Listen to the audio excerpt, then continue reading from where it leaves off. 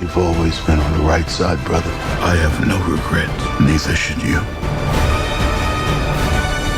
I need you to trust me one last time.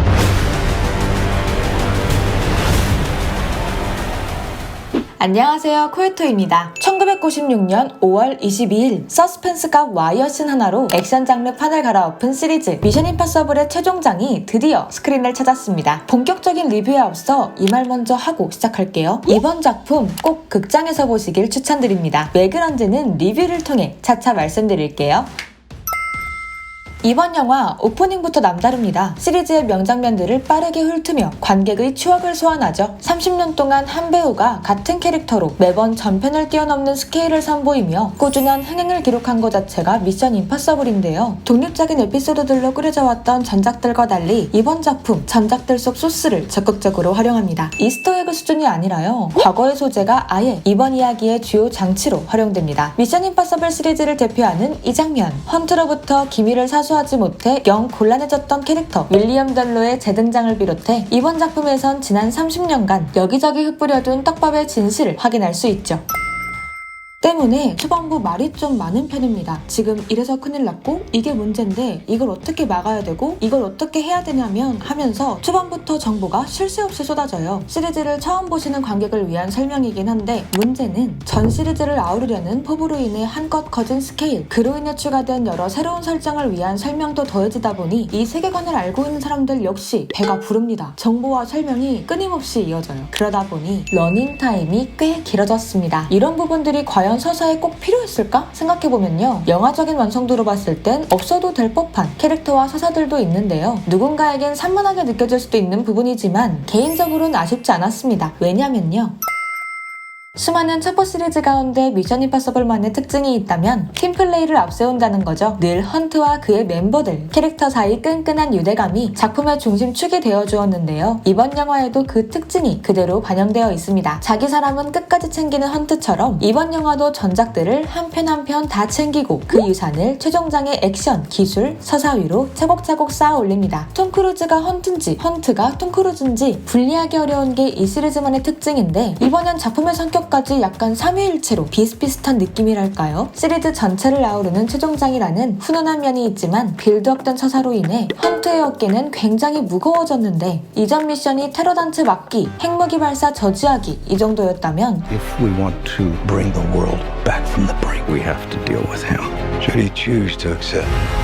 이번엔 거의 전 인류의 멸망을 막아야 되는 상황에 놓이죠. Everything you are, everything you've done has come to this. 시리즈가 계속 강조해왔던 이 메시지, 결국 이 떡밥을 회수하고자 에단과 엔티티 사이 어쩔 수 없는 운명고리가 발견되고 마는데 이쯤 되면 거의 퀴사츠 해더라? 되게 90년대 영화스러운 유일무이한 영웅, 막 세상을 구할 사람은 너밖에 없어, 이런 거룩하고 웅장한 분위기가 연출됩니다. 처음엔 고개를 살짝 갸웃할 수 있지만 결국 영화를 다 보고 나면 이런 어떤 자아도취적인 느낌? 이런 바이브에 설득될 수밖에 없는데요. 알고 보면 사실 이번 영화가 의도적으로 노리고 있는 부분이기도 하죠.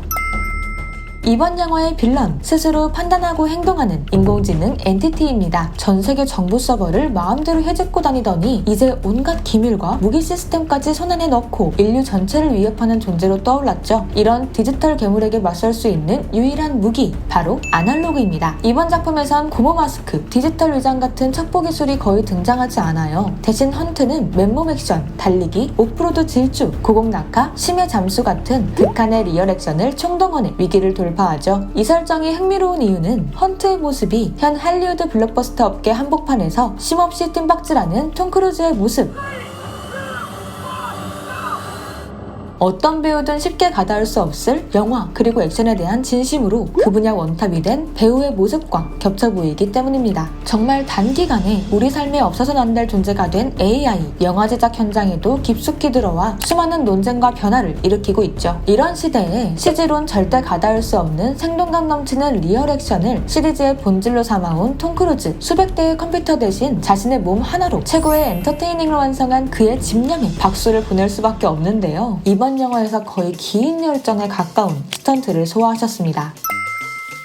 극장에 가시기 전 꼭 당부드리고 싶은 게 있어요. 혹시 본인이 I 성향인데 그게 80% 이상이시다 하시면 그날은 다른 일정 잡지 마세요. 이 작품 하나로 체력 다 털립니다. 그만큼 너무 몰입해서 몸이 아플 정도의 대단한 액션들을 만날 수 있는데요. 먼저 잠수함 시퀀스에 대한 호평이 쏟아지고 있죠. 헌트가 심해 절벽에 매달린 침몰된 잠수함 안으로 들어가 미션을 수행하는 장면인데 이 장면 진짜 미쳤습니다. 일단 배경이 물속인데요. 늘 그러했듯 헌트에게 주어진 상황이 쉽지 않아요. 때문에 보는 내내 점점 숨이 막혀오는데 이 씬이 꽤 깁니다. 에단이 움직일 때마다 그의 무게로 인해 절벽 끄트머리에 간당간당하게 걸려있던 잠수함이 계속 굴러가고 내부엔 서서히 물이 차오르죠. 중력에 의해 에단이 쓸려갈 때마다 관객의 심장도 쿵 내려앉는데요. 우리가 이 시리즈에 흔히 기대하는 스펙타클 가득한 막 불꽃이 파바박 터지는 그런 액션이 아니라는 게 인상적이었어요. 심해 특유 고요함이 만들어내는 긴장감이 싹 퍼진 가운데 언제 어디서 어떤 물건이 헌트를 덮칠지 모르는데 신체적인 한계와 수압으로 인해 움직임은 굉장히 둔탁하고 흡사 유령선을 떠올리게 만드는 이 시리즈에선 전에 볼 수 없던 호러 분위기를 만날 수 있다는 점이 흥미로웠는데요. 아무래도 수중 액션이다 보니 이 분야 최고였던 아바타를 언급할 수밖에 없는데 아바타가 막 시각적으로 너무 화려해 막 이거 극장에서 꼭 봐야 돼 막 이런 느낌이었다면 미션 임파서블은 거의 VR 체험 같은 영화적 경험을 전하는 작품이거든요. 그래서 꼭 스크린에서 관람하시길 추천드립니다. 이 장면을 위해 제작진은 360도 회전하는 수조 세트를 만들었다고 해요. 입에 호흡 장치를 물고 촬영하면 관객의 몰입도가 떨어진다는 이유로 톰 크루즈는 스쿠버 마스크 없이 촬영을 진행했는데요. 자신이 뱉은 이산화탄소를 다시 마시면서 연기를 해야 했는데 본인은 나 괜찮다. 이 정도는 컨트롤할 수 있다. 이렇게 이야기했지만 스태프들에겐 굉장히 아찔한 촬영 씬이었다고 하죠. 하지만 스태프들을 넘어 관객마저 경악하게 만드는 액션이 등장하는데요.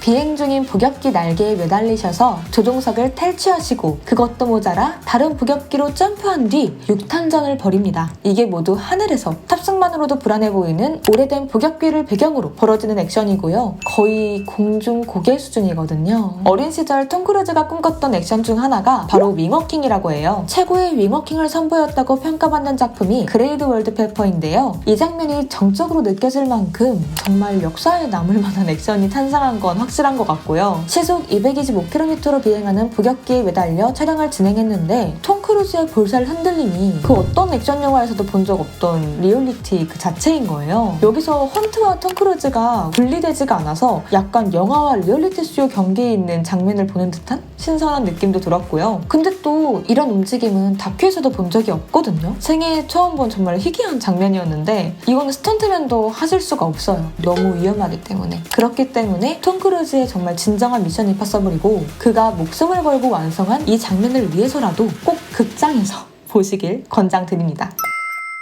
해외 언론평을 찾아보니까 터무니없지만 토할 것 같다. 아드레날린 폭발이다. 이런 평들이 대부분이었는데 굉장히 공감되더라고요. 초반 설명을 마친 뒤에는 위기가 연속되는데요. 미션 임파서블 시리즈는 늘 여러 세력의 이해관계를 교차시키고 그를 리듬감 있게 굴려 팽팽한 긴장감을 형성해왔죠. 기본적으로는 에단의 팀, 정부 세력, 빌런까지 세 가닥 정도의 포맷이 유지되었던 것 같은데 앞서 말했듯 이번 작품은 이 정도면 넣고 싶은 거 다 넣으셨습니다. 판이 넓어지다 보니 이번엔 에단과 그의 멤버들이 경계해야 할 세력, 그 갈등의 구조가 배로 확장됐습니다. 때문에 톰 크루즈의 애정어린 욕심이 더 선명히 드러나는 작품이기도 한데요. 나름의 강약 조절은 있지만 대부분의 시퀀스들이 굉장히 꽉 차 있어서 액션과 스토리의 균형이 완벽하진 않지만 그를 어떻게든 세밀하게 엮어낸 크리스토퍼 맥쿼리 감독의 설계 능력도 새삼 대단하게 느껴지더라고요. 역시 유주얼 서스펙트 짬바 어디 안 가죠?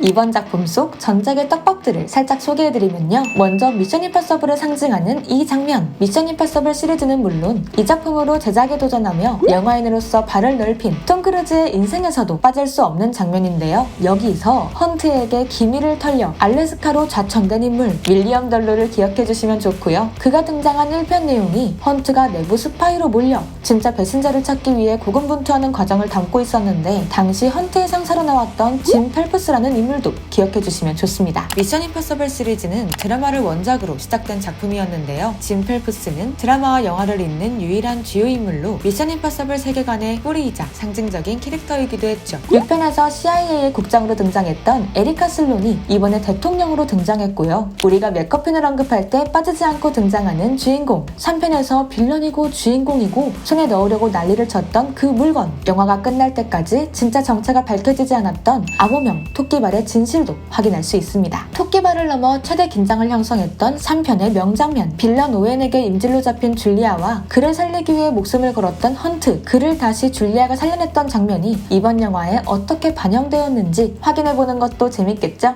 영화의 완성도나 호불호를 넘어서 자신의 인생 절반을 바친 시리즈를 완벽하게 마무리 지은 톰 크루즈의 열정과 책임감, 그 거대한 어떤 에너지를 마주하는 것만으로도 도파민이 샘솟는 올해 최고의 엔터테이닝 무비 미션 임파서블 파이널 레코딩, 모두 재미있게 관람하시고요. 어떻게 보셨는지 댓글로 공유해주시면 감사하겠습니다. 재미있게 보셨다면 구독과 좋아요 부탁드리고요. 저는 다음에 또 다른 영화 이야기로 찾아오겠습니다. 감사합니다.